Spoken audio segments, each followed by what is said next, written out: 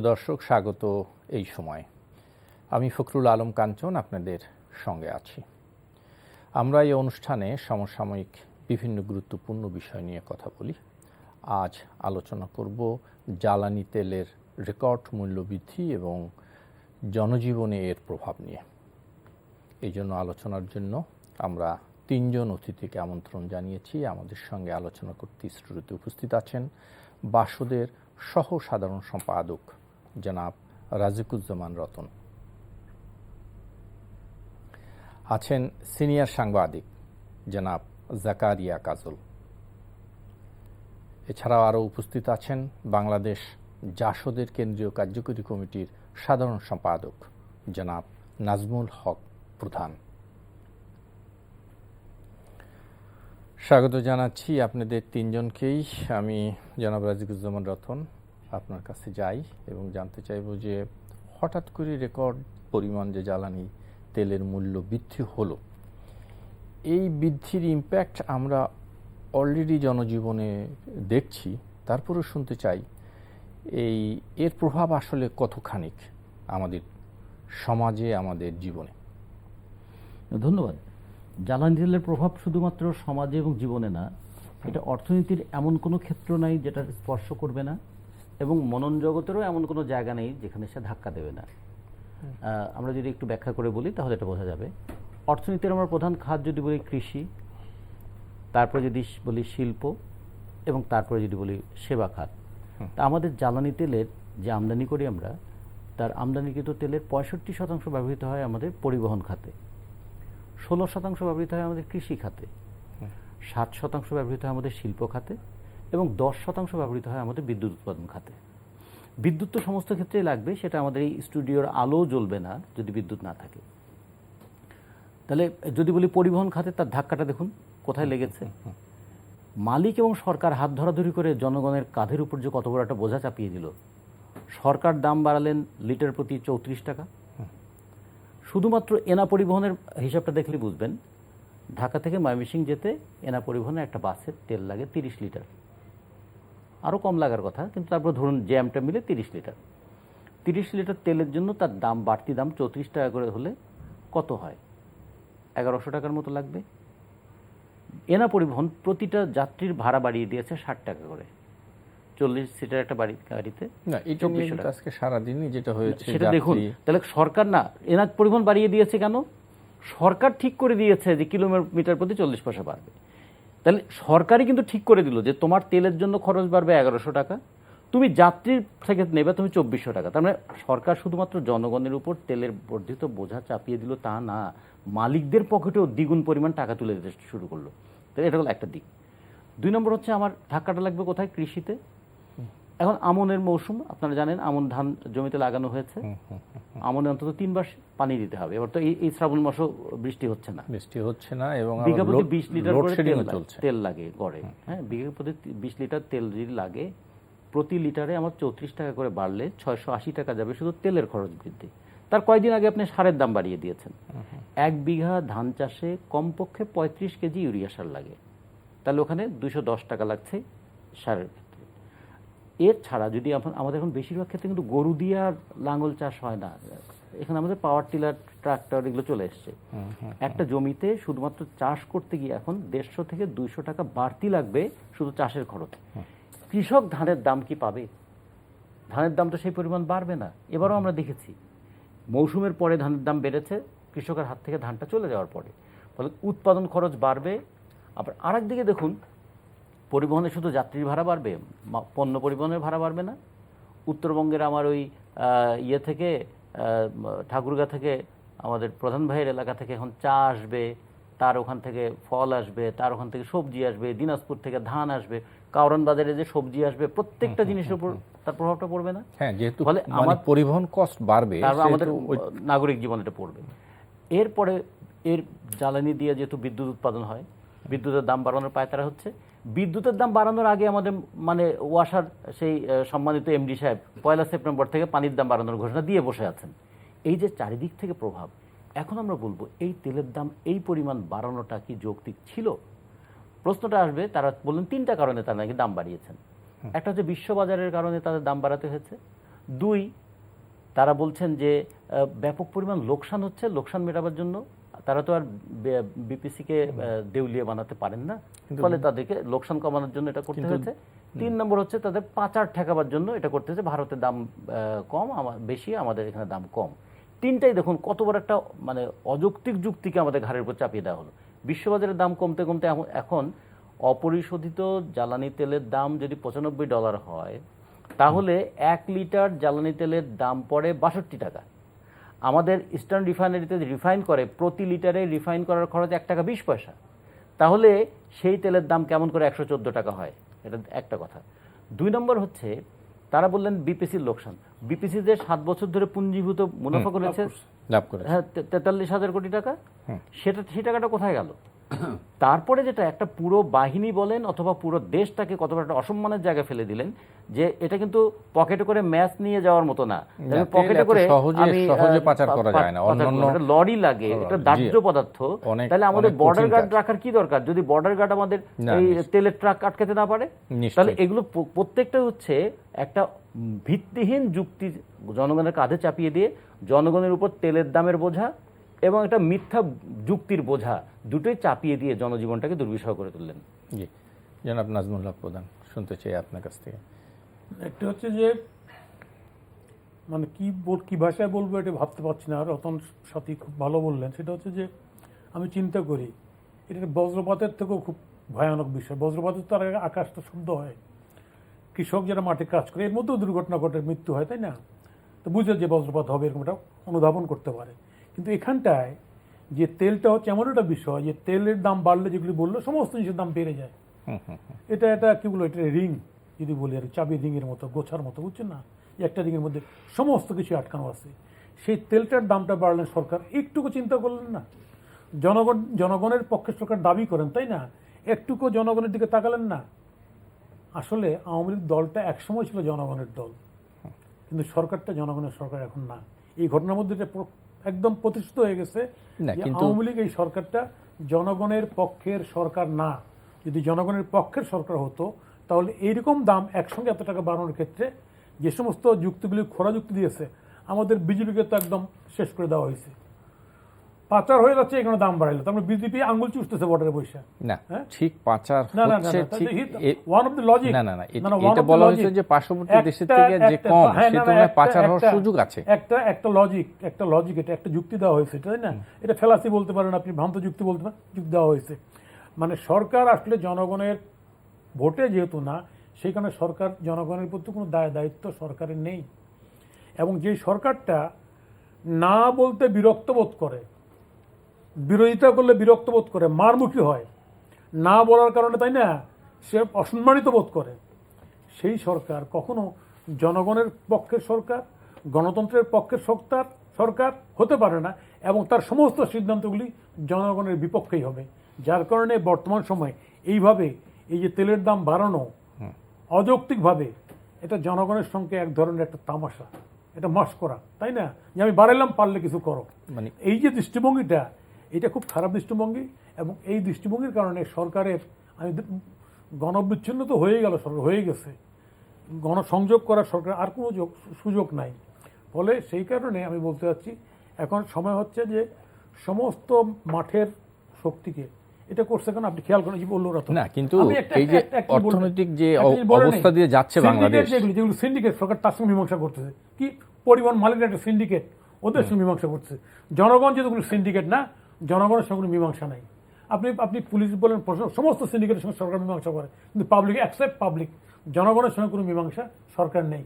ফলে জিনিসের দাম বাড়ুক, যেমন তাই হোক, কিচ্ছু আসা যায় না। আমি সিন্ডিকেটগুলো ঠিক রাখে আমার পথটাকে, আমার ক্ষমতাটাকে নিরাপদ রাখতে পারি, সরকার নিরাপদ রাখার জন্য এই ঘটনা। কিন্তু পরিবহনে যখন তেলের দাম বাড়বে তখন পরিবহনের ভাড়া তো সমন্বয় করতেই হবে। জি, জনাব জাকারিয়া কাজল, আপনার কাছে আসতে চাই। এক লাফে হঠাৎ এরকম রেকর্ড সংখ্যক না বাড়িয়ে কি পর্যায়ক্রমে বাড়ানোর কি সুযোগ ছিল? ধন্যবাদ।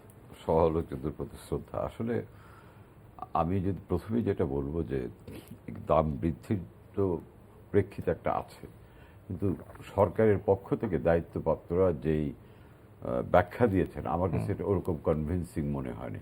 It should be much more convincing যদি তারা মনেই করেন যে এই কারণে বাড়ানো দরকার, কারণ যে কারণগুলি রতন ভাই বললেন, প্রধান ভাই বললেন, এগুলি কোনো যুক্তি না। আমরা একটা কোভিড কাল অতিক্রম করেছি যেটা সারা পৃথিবীকে এফেক্ট করেছে।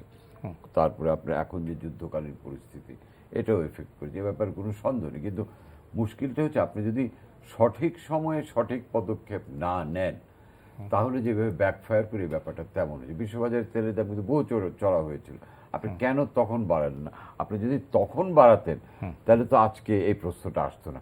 এখন তো কিন্তু সেটা তো জুলাই মাসে দাম বেড়েছিল। হ্যাঁ, আপনি তখন রাখলেন, এখন যখন বাজার নিম্নমুখী তখন আপনি ঊর্ধ্বগতির অজুহাত দিচ্ছেন।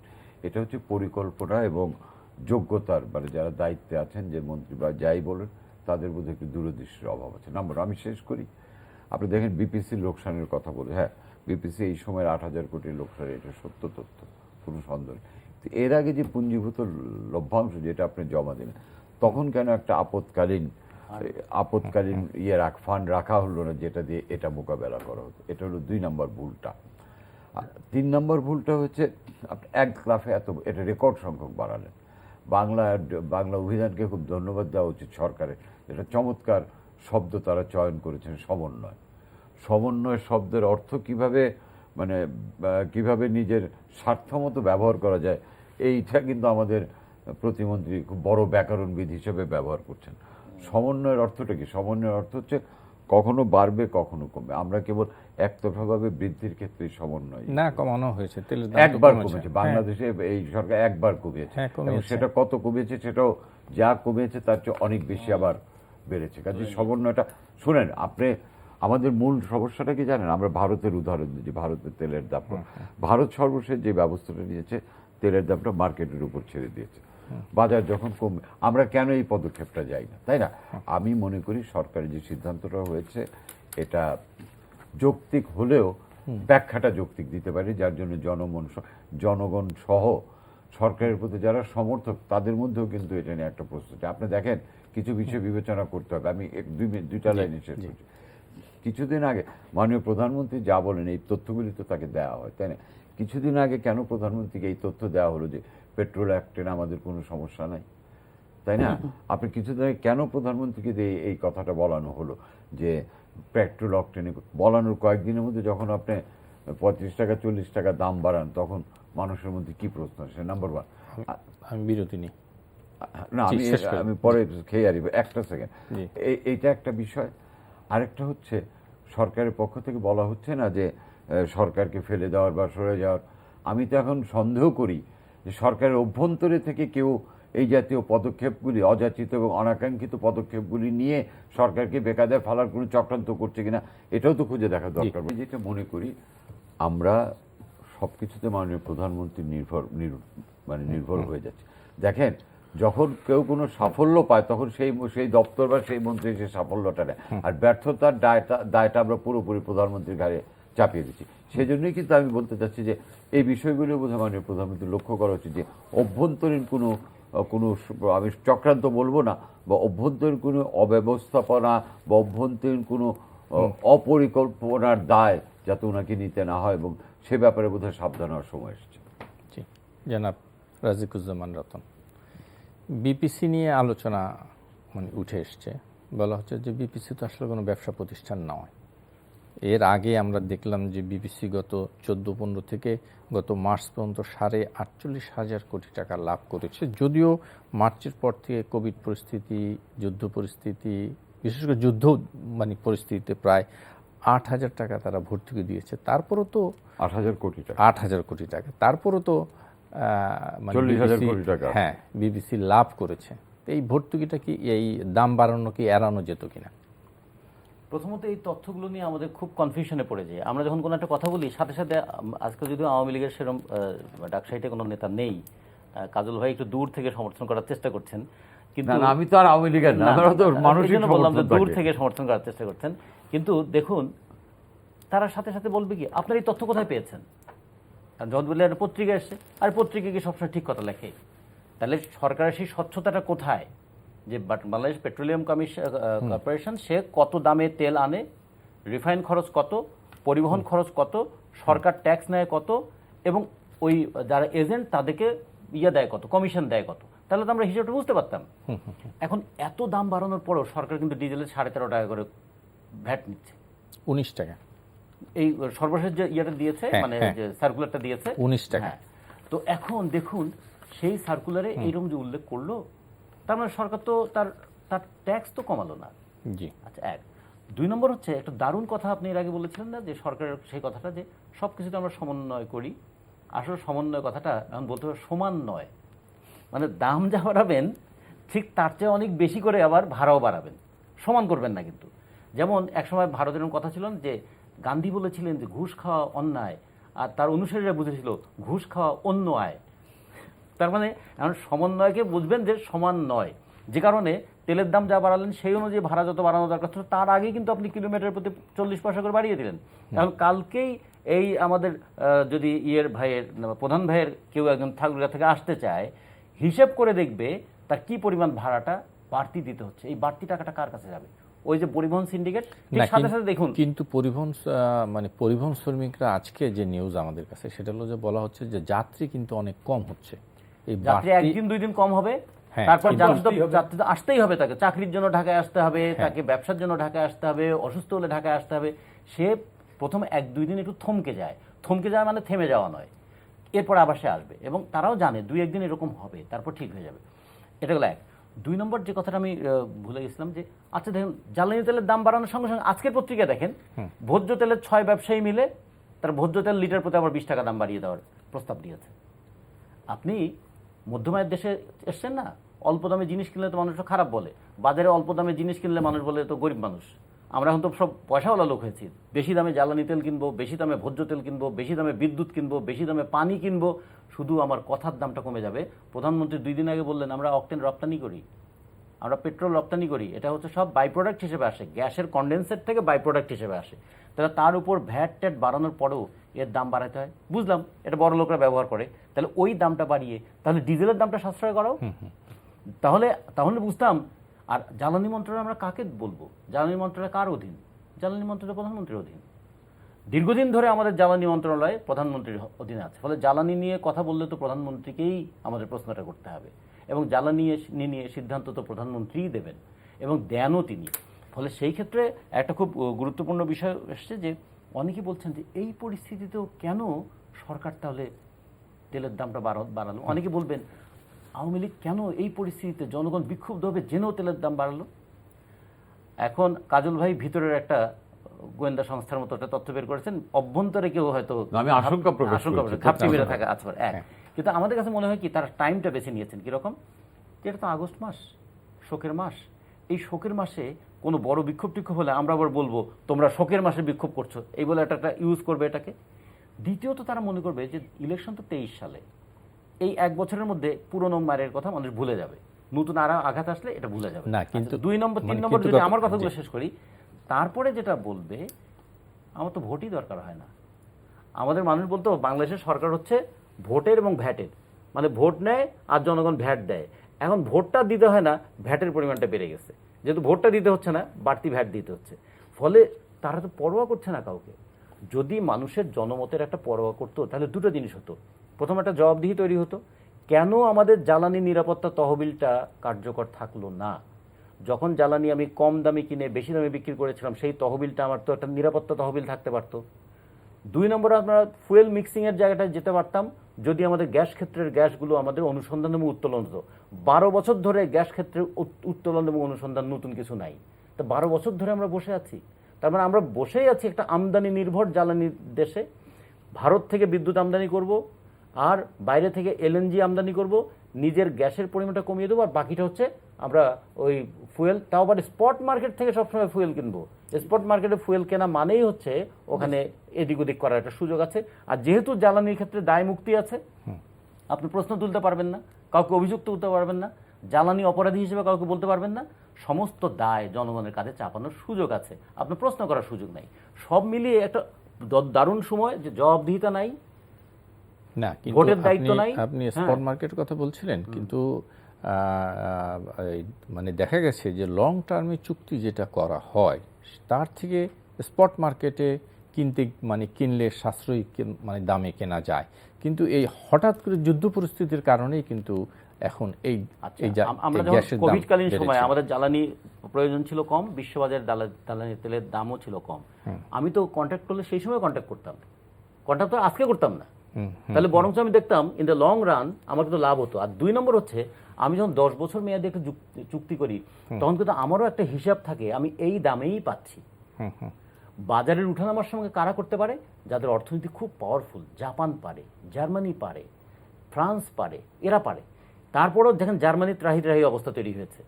জার্মানি সেই কারণে কি করেছে, জ্বালানির দাম বেড়েছে বলে জনগণকে সাশ্রয় দেওয়ার জন্য তারা কি করেছে, যে জার্মানিতে রেল এবং সরকারি বাসে 9 ইউরো দিয়ে সারা মাস চলতে পারবে এরকম একটা সরকারি সাপোর্ট দিয়েছে।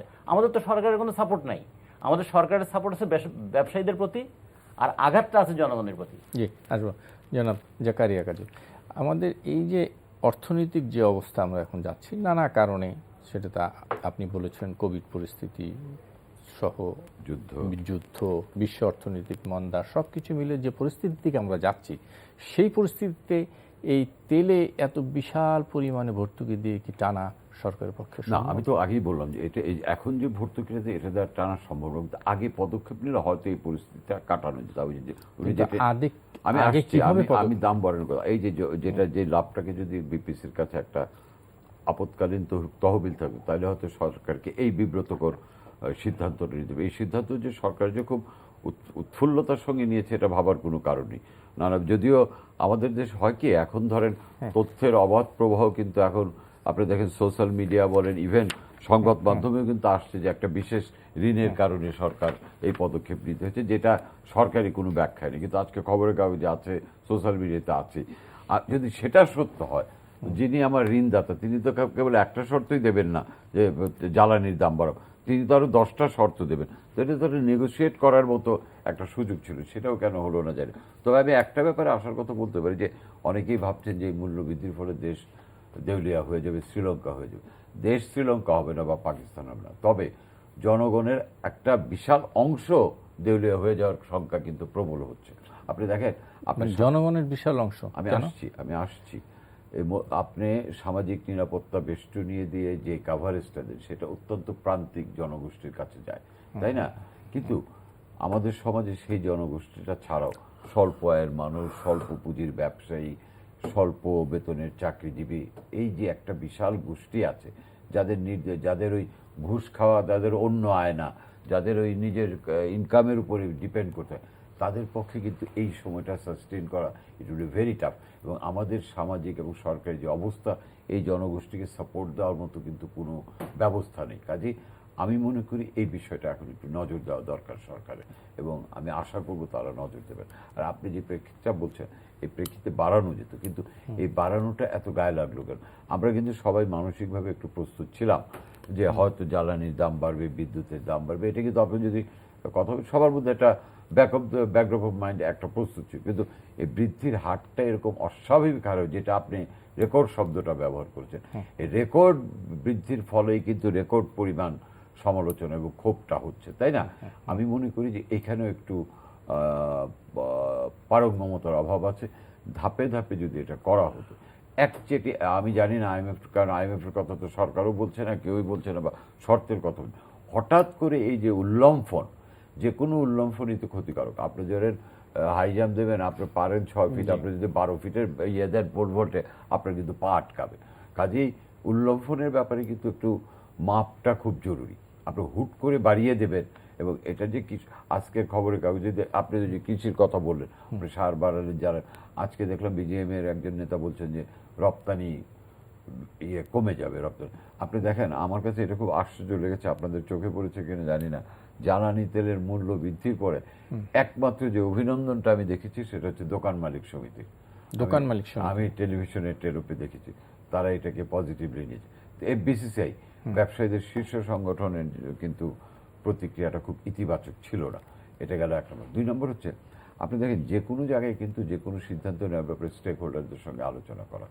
BERCর জন্মটাই হয়েছিল, মানে এটা একটা প্রতিষ্ঠান যে মানুষের সঙ্গে আলাপ করে, কিন্তু এনার্জি রেগুলেটরি কমিশন কোনো ভূমিকা আমরা দেখিনি। 3 নম্বর হচ্ছে যেটা রতন ভাই বারবার বলছেন যে 65% জ্বালানি ব্যবহৃত হয় পরিবহন খাতে। পরিবহন খাত নিয়ে কালকে একটা সভা হলো, মালিক সমিতি এবং সরকারের সভা। এটা মূল স্টেক হোল্ডার কারা? মালিক সমিতির স্টেক হোল্ডার মানে লাভের স্টকের, এটা মূল স্টেক হোল্ডার হলো আমরা যারা যাত্রী, এবং বাংলাদেশের যাত্রীদের নিয়ে কিন্তু এখন অনেক অর্গানাইজেশন আছে। এই সভায় তাদের প্রতিনিধিত্ব রাখা হলো না। তাদের প্রতি আপনি যদি ব্যবসায়ী মানে জ্বালানি ব্যবসায়ী পরিবহন ব্যবসায়ীদের বাইরে যদি সরকার, পরিবহন ব্যবসায়ী এবং যারা গণপরিবহনের যাত্রীদের নিয়ে কাজ করেন তাদের রাখলেই কিন্তু এই বিতর্কটা এড়ানো যেত। এই জন্য বললাম এই যে পরিকল্পনার সময় এই বিষয়গুলি নজর দেওয়া হয় না। এটা কি ইচ্ছাকৃত অবহেলা, নাকি যোগ্যতার অভাব, নাকি কাউকে পাত্তা না দেওয়ার? এই বিষয়টা খুব জরুরি। আমি এক লাইনে শেষ করি। কাজেই যারা এই কাজগুলি করেন তাদের যদি ইচ্ছাকৃত অবহেলা, তাহলে সরকারকে বুঝতে হবে যে বেকায়দায় ফেলানোর জন্য কেউ কাজ করছে। আর যোগ্যতার অভাব যদি হয় তাহলে যোগ্য ব্যক্তিদের বসাতে হবে, যাদের যোগ্যতা নেই এইসব সেন্সিটিভ অতি স্পর্শকাতর বিষয় ডিল করার, তাদের সরিয়ে দিতে হবে। জনাব নাজমুল হক প্রধান, আপনার কাছে যাই। যেটি সরকারের মানে পক্ষ থেকে বলা হচ্ছে যে জ্বালানি তেলের দাম যদি আন্তর্জাতিকভাবে আবার কমে আসে তাহলে এখানেও জ্বালানি তেলের দাম কমবে। কিন্তু তাই যদি হয়, কিন্তু আমরা আমাদের অতীত যেটা আমরা দেখেছি, ধরেন এই পরিবহন ভাড়া এবং অন্যান্য জিনিসপত্রের যে দাম একবার বাড়ে, দাম কমালেও কিন্তু তা আর কমে না। শোনেন, সরকারের এগুলো কোনো বিশ্বাসযোগ্য কোনো যুক্তি না, কোনো বচন না। একটা বিষয় খুব পরিষ্কার, এখানটা আমরা জানি বহুদিন ধরে কথা হচ্ছে যে সরকার এই যে বিশেষ করে ফার্নেস অয়েল আমদানির ক্ষেত্রে ইনসেন্টিভ দেয়, এই যে যেগুলি বিদ্যুৎকে ইম্পিউনিটি দিল, যেগুলি দায়মুক্তি দিল না, এদেরকে সরকার ভর্তুকি দিচ্ছে কত, প্রায় মোর দ্যান 50,000 crore টাকা, যতটুকু আমার শ্যালো জ্ঞান আছে আর কি, খুব কাগজে কলমে ওইরকম খুব জ্ঞান নেই আমি, দিচ্ছে। এগুলি কন্টিনিউ করছে, তাই না? বিদ্যুতের ক্ষেত্রে এবার আমরা একটা মারাত্মক ক্রাইসিসে পড়ে গেছি। এই সরকারের পক্ষ থেকে বলা হয়েছিল, তাই না, যে বিদ্যুতের কি লোডশেডিং, এটা কি মিউজিয়ামে চলে গেছে। এই তো কদিন আগের কথা, খুব তাজা কথা। মিউজিয়ামে লোডশেডিং, মিউজিয়ামে নাই লোডশেডিং, ঘরে ঘরে লোডশেডিং। তাহলে অ্যাজ ওল সরকারের কোনো কথাই আর বিশ্বাসযোগ্য না, এটা হলো বাস্তবতা। ফলে সরকার তার নিজের ক্ষমতাটাকে আরও পোক্ত করার জন্য, আরও সামনের 5 বছরের জন্য রিনিউ করার জন্য, না, সরকার যা ইচ্ছে তাই বলছে, জনগণের অংশগ্রহণ ছাড়াই। এই সিদ্ধান্তে যেমন জনগণের অংশগ্রহণ নাই, জনাব কাজল ভাই খুব ভালোই বলছেন, তাই না, যে জনগণের প্রতিনিধিত্ব কই এই সিদ্ধান্তগুলির ক্ষেত্রে? সিন্ডিকেটগুলি আছে, পরিবহন শ্রমিক আছে, তাই না, মালিক সমাজ আছে, কিন্তু পাবলিকের প্রতিনিধিত্ব নেই। যদিও পাবলিকের প্রতিনিধিত্ব কোনো না কোনো ফর্মে দেশে বিরাজমান আছে, নাই ভোক্তা অধিকার নাই, কিছুই নেই। তাহলে জনগণের প্রতি সরকারের সবসময় একটা মস্করা, একটা বৃদ্ধাঙ্গুলি প্রদর্শন, কারণ এই সরকার পরিচালনা করতে সরকার জনগণের কোনো প্রয়োজন হচ্ছে না। ফলে সিদ্ধান্ত নেওয়ার ক্ষেত্রে জনগণের দরকার নেই, যার কারণে সিদ্ধান্তগুলি এরকম হয়ে যাচ্ছে। আমি এটা বিপদ দেখছি। উনি কিছুক্ষণ আগে একটা কথা বলছেন যে ষড়যন্ত্র সরকারের মধ্যে থেকে হচ্ছে কিনা। হ্যাঁ, এইসব জায়গায় ষড়যন্ত্র, ওই ইসিমে রাহালেন গাহমন সাপ, গোখর সাপ, এসব গর্তেই থাকে। বঙ্গবন্ধুর সময় অন্য কোথার থেকেও আসে নাই, কিন্তু এই জায়গার থেকে এসছে, থাকে এইসব জায়গার থেকে। কারণ যখন গণতান্ত্রিক পথ পরিবেশ যখন রুদ্ধ হয়ে যায়, না, তখন ষড়যন্ত্রের ফোর্সটা বিকশিত হওয়ার সুযোগ পায়, ডালপালা মেরার সুযোগ পায়। আজকে সামগ্রিক কর্মকাণ্ডের মধ্য দিয়ে সেই ঘটনাগুলি ঘটতেছে। আমরা শঙ্কিত যে সামনে 1-1.5 বছর পরে নির্বাচন হবে, সেই নির্বাচনের প্রক্রিয়াটা কী হবে, এ নিয়ে এত কথা হচ্ছে, সরকারের কথায় কোনো পানি যাচ্ছে না। সরকারের পক্ষ থেকে বলা হচ্ছে আইনগতভাবেই হবে, নিয়মগতভাবেই হবে, তাই না, সাংবিধানিকভাবেই হবে। অথচ ডায়ালগের কথা কিন্তু প্রধান নির্বাচন কমিশন সাহেব বলতেন। এই যে সরকারের অবস্থাটা, এটাতে বোঝা যায় সরকার নিজেই একটা ভয়ঙ্কর খাদের কিনার দিয়ে হাঁটছেন। জি, জনাব রাজীব জামান। এখন এই পরিস্থিতিতে আমাদের করণীয়টা কি তাহলে? আমাদের একটা এখান থেকে আমরা যেটাই বলি না কেন, একটা জিনিস পরিষ্কার হয়েছে, জনজীবনের উপর একটা মারাত্মক আঘাত এসেছে। 2 নম্বর, এই আঘাতটা না করেও সরকার পারত। সরকার সত্যিকার অর্থে যদি জ্বালানি তেলের দামের সমন্বয় করতো, তাহলে ওই গ্যাস ফান্ডে যেমন টাকা, সেটা সরকার নিয়ে নিয়েছিল, এখানকার উদ্বৃত্ত টাকা সরকার নিয়েছে। এটা যদি না নিয়ে বলেছে জুলাই মাসে সরকারের লোকসান হয়েছে 78 কোটি টাকা। আচ্ছা, 78 কোটি টাকা কি বাংলাদেশের যে পরিমাণ টাকা পাচার হয় এবং লুট হয়, সেটা তো পান খাওয়ার পয়সাও না। তো এই 1 মাসে 78 কোটি টাকা লোকসানের কারণে আমি এত বিচলিত হয়ে গেলাম। এটা হলো 1। 2 নম্বর হচ্ছে, দেখুন, আমাদের এবছর আমদানি ব্যয় বলা হয়েছে $89 বিলিয়ন, আর রপ্তানি হচ্ছে $52 বিলিয়ন। তাহলে আমাদের $36 বিলিয়ন প্রায় ঘাটতি একটা আছে। এই মানে ঘাটতিটা পূরণ হয় আমাদের রেমিটেন্স দিয়ে, সেটা আসে $22 বিলিয়ন, তারপরে $14 বিলিয়ন ঘাটতি, ফলে রিজার্ভে টান পড়ছে। এখন তারা বলছেন রিজার্ভের টান পড়ছে বলে তারা এখন IMF এর দ্বারস্থ হচ্ছে। কয়েকদিন আগে তারা বলছেন আমরা কোনো ঋণ ফিন নেই না, এখন IMF এর দ্বারস্থ হচ্ছেন। এখন IMF এর কাছে যে দ্বারস্থ হচ্ছেন $4.5 বিলিয়ন, 3 বছরে পাবেন, তাহলে বছরে পাবেন $1.5 বিলিয়ন। আমার তো এক মাসের আমদানি খরচ $7.5 বিলিয়ন। আমি $1.5 বিলিয়ন ঋণ নেওয়ার জন্য কেন আমি জনগণের উপর বোঝা চাপালাম? তাহলে IMF এর কথাটা বলে আসলে নিজেদের অনেক কাজকে যুক্তিসঙ্গত সরকারি বা অন্য কোনো যারা বলছেন, কেউ দাবি করেন বা বলেও না, জনশ্রুতি। যারা ভিতর থেকে সহযোগিতা করার নামে বলছেন, তারা আসলে জনগণকে একটা বিভ্রান্তির জায়গায় ফেলে দিচ্ছেন। আসলে IMF এর চাপেই বোধহয় হচ্ছে, $1.5 বিলিয়ন চাপে জনগণের উপর এই চাপটা দেওয়া যায়। তার মানে প্রধান ভাই যেটা বললেন, দায়হীনতা তাদেরকে জনগণের উপর এই দায় চাপানোর সাহস দিয়েছে। ফলে জনগণের যতক্ষণ পর্যন্ত শুধু দায় স্বীকার করার মানসিকতা সম্পন্ন সরকার নয়, দায় স্বীকার করার মতো মানসিকতা সম্পন্ন সরকার তৈরি করার রাজনীতিটাও আমাদের তৈরি করতে হবে। সেই জায়গাটা আমরা মনে করি যে এই দেশটা আমাদের তো বাঁচতে হবে, আমাদের তো আর পালিয়ে যাওয়ার কোনো উপায় নাই। জিনিসের দাম বাড়লে ওই কম করে খেতে হবে। আমাদের যদিও আগের আমাদের খাদ্যমন্ত্রী বলছে খাওয়াটা একটু কমান, তা তিনি তো খাওয়া কমাতে বলেছেন। কেউ কেউ বলেছেন আমরা তো সিঙ্গাপুর হয়ে যাচ্ছিলাম। তো ফলে এখন এই সিঙ্গাপুর হওয়ার ক্ষেত্রে একটু ধাক্কা লেগেছে, আর খাওয়া কমটা আর উপদেশ দিতে হবে না, এটা বাধ্যবাধকতা হয়ে দাঁড়িয়েছে। এই জায়গা থেকে আমরা একটু বলতে হবে দুর্নীতিটা একটু কমান, লুটপাটটা একটু কমান, বা এই বাগাড়ম্বরটা একটু কমান, আর জনগণের প্রতি দায়িত্বটা একটু বাড়ান। এইটা করে আমার মনে হয় একটা পাল্টা জনমত তৈরি করা দরকার। জি, আমি যেটা কেন বারবার বলবো, মানে আমার কথাটা তো উঠে এসেছে মানে ভিতরে কিছু হচ্ছে কিনা, এটা কিন্তু আমি একটা অতীত অভিজ্ঞতা থেকে বলেছি। আমি তো রাজনীতি করিনি, আমি সাংবাদিকতাই করেছি। আপনি দেখেন বঙ্গবন্ধুকে যখন এই অগাস্ট মাসে সপরিবারে হত্যা করা হলো, তো কোন দিন করা হলো? যখন বাকশাল মানে কাজে মানে বাকশালটার ফর্ম করা হলো। এই বাকশাল ভালো না খারাপ সেটা কিন্তু প্রমাণিত হয়নি, তাই না? আমি যদি মনে করি যে তখন বাংলাদেশ যে যুদ্ধবিধ্বস্ত বাংলাদেশ যখন উন্নতির দিকে যাচ্ছিল, বঙ্গবন্ধুর নেতৃত্বে হয়তো এই উন্নয়নটা আরো ত্বরান্বিত, তখন তাকে মানে কাপুরুষিতভাবে বিশ্বের ন্যাক্কারজনকভাবে হত্যা করা হলো। আমি সকল শহীদদের প্রতি শ্রদ্ধা জানাচ্ছি। জিয়াউর রহমানকে যখন হত্যা করা হলো, আপনি যদি তখনকার ইকোনমিক ইন্ডিকেটরগুলি দেখেন, তখনও কিন্তু সব পজিটিভ ছিল। মানে আমাদের ইকোনমি খুব হেলদি অবস্থায় ছিল, এবং ইকোনমিক ইন্ডিকেটর একটা দেশের অগ্রগতির যে সূচকগুলি ভালো অবস্থায় ছিল।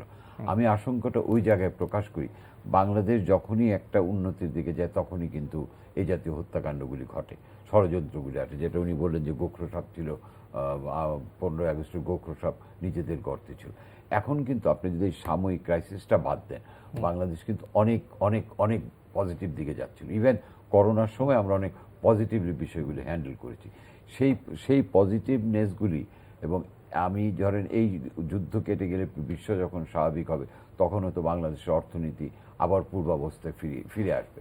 তো এই সময়গুলিতে কিন্তু বাংলাদেশের উপর, বাংলাদেশের, আমি কোনো দল বা মত, বাংলাদেশের অগ্রগতি যখন দৃশ্যমান হয়, যখন পরিস্ফুট হয়, তখনই কিন্তু আঘাতগুলি আসে। এবং আঘাতগুলি কিন্তু আপনি দেখেন, বঙ্গবন্ধু হত্যার তো পরে প্রমাণিতই হলো যে কারা কারা যোগ। আপনি দেখেন জিয়াউর রহমানের হত্যাকাণ্ডেরও যদি সঠিক তদন্ত এবং বিচার হতো, আমি নিশ্চিত দেখা যেত অভ্যন্তরীণ কারো না কারো একটা ভূমিকা আছে। কাজে সকল ষড়যন্ত্রের পেছনেই কিন্তু কাছের লোকদেরই ভূমিকা থাকে সবচেয়ে বেশি। আমি সেই আশঙ্কা থেকেই ভাবছি যে এই পদক্ষেপগুলি নেওয়া হচ্ছে, এগুলি কোনো ষড়যন্ত্রের অংশ কিনা। কারণ আওয়ামী লীগের পক্ষ থেকে কিন্তু ধারণা করেছে, যেমন বলাই তো হচ্ছে প্রধানমন্ত্রী সরে যাওয়ার ষড়যন্ত্র করছে।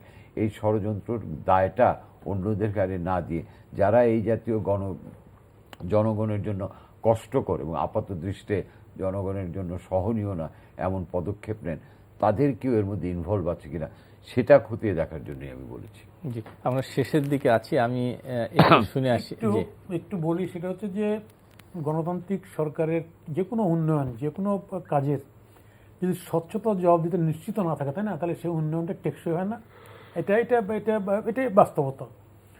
গণতান্ত্রিক সমাজের উন্নয়নটাকে যদি টেকসই করতে হয়, তাহলে এটা স্বচ্ছতা লাগবে, জবাব দিতে লাগবে। এই সরকারের কোনোটাই নেই, না পার্লামেন্টে না জনগণের কাছে। ফলে আমরা যে কল্পিত আজকে যে এই চুনকাম, হঠাৎ করে যে মনে করছে বিরাট উন্নয়ন হয়ে গেছে, আমরা স্বল্পোন্নত দেশ হয়ে গেছি আমরা, তাই না, এটা যে আসলে ঠুনকো, এটা বোঝা যাবে অল্প কয়েকদিনের মধ্যেই। ফলে ষড়যন্ত্র তো আবিষ্কার করা হচ্ছে সরকারের পক্ষ থেকেই। আমি মনে করি এর সমস্ত দায় সরকারের, এই উত্তর সরকারকেই দিতে হবে যদি ষড়যন্ত্র কিছু হয়ে থাকে।